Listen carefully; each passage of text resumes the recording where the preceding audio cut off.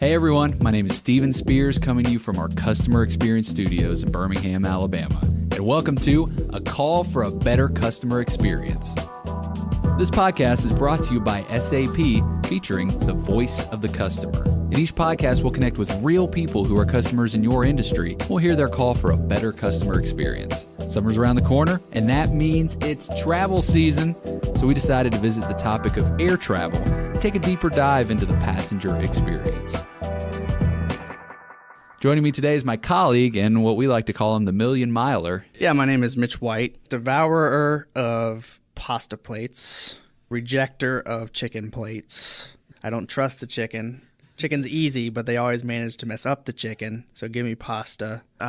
Million miles, not quite sure about the million miles, probably a couple thousand, but definitely been all over the place, and it definitely helps to have cool-looking stamps in your passport. Passports. I think that's a good place to start. Paper passports have been around for centuries. One of the earliest known references to paperwork that served in a role similar to that of a passport is found in the Hebrew Bible in 450 BC. We have never known a world without passports, but we could soon. A World Travel Report recently indicated paper passports could be extinct by 2030, replaced by biometrics. Now, what is biometrics? Biometrics is a form of facial and fingerprint scanners at main checkpoints, baggage pickup, and even in the duty-free shops. The report also suggests that close to 60% of passengers don't want to deal with the passenger hassles of flying, and biometrics is a way to solve many of those frustrations. Of course, we're still working on the whole taking your shoes off thing. Now, is biometrics really something that people are going to welcome? The first one, probably not. The second one, yes, maybe reluctantly. The third, 100%. First one, just because you got to have a little bit of a healthy skepticism. Well, why are they scanning my face? That was my skepticism for when they came out with biometrics on other devices too. So I imagine I'll hold true to that, especially in airports. But then once I realize how much easier it'll make the process, like when it does, your phone does open up just as you look down.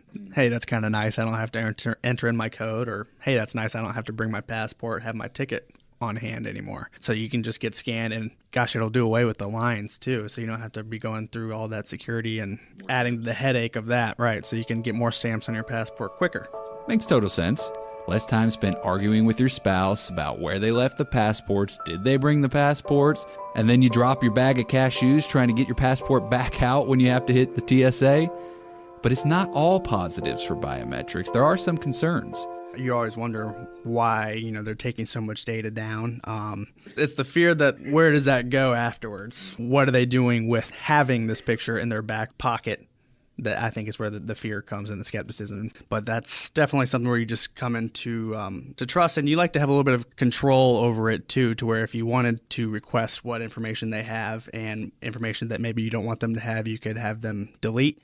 That would be a necessity to get people to be comfortable with it. Over 73% of passengers are concerned about their privacy, and that's natural. So many airlines have all of their apps, and so you enter in all your information on all of those apps, and it's convenient that it pulls it right up for you, but you do wonder, where's all this information going? With all that data being out, I think, there is definitely a wariness, and people are a little bit more concerned with it as they have now realized, oh, wait a minute, I've sent out my data a lot for the past several years, and now I need to tone it back a little bit. Everything's plugged into all your social media, everything's plugged in through, if you're purchasing for different delivery sites, there is a growing concern. And that's probably why biometrics has come out pretty slowly, is because people are a little bit wary of it. But I think people are surprisingly more trusting than even what we might perceive because of things like biometrics on our phones and being all plugged into everything anyways. That a lot of your information is out there. So now, is it really that big of a hassle standing in line trying to get checked in at an airport? I would say I have spent tens of hours probably sitting and checking, and then they lose your bag or something like that, and that just sends you into a frenzy. And air rage, just similar to road rage, except only applicable to airports or in the airplanes, where if the experience is particularly bad and you are in a certain type of mood to where I think it is socially acceptable to almost come apart. Air rage. That's a way to put it. I'm not going to do anything. I'm harmless.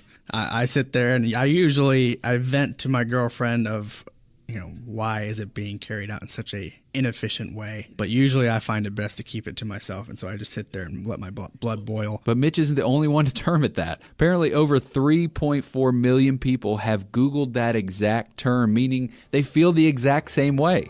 I think just the fact that people are taking the time out of their day to search that is a clear call for a better customer experience, or, in this case, a passenger experience. Let's face it, the biometrics future is real and it's coming soon. Airlines and airports are investing 70% of their research and development budgets just towards biometric ID management. Also, the top 20 airports in the US will be running biometric ID procedures by 2020. And this is where SAP comes into play. When you're managing the passenger data and providing solutions to help with not only privacy management, but also bringing all that passenger data into one known profile, you're really ahead of the game. We haven't even begun to talk on the topic of bringing your customers' feedback or experience data back into one single known passenger profile. And by centralizing all of this passenger data into one connected platform, this will only create a better passenger experience for the traveler, the airlines, and airport management. That sounds like a win to me, because that means more time to enjoy my pasta and less time spent on worrying about where the chicken is in the aisles.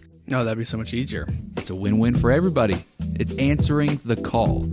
To all the airlines and airports out there, there's no better time to take the call and get kicked into gear to drive a better passenger experience. That's it for this time. Thank you guys for listening to A Call for a Better Customer Experience.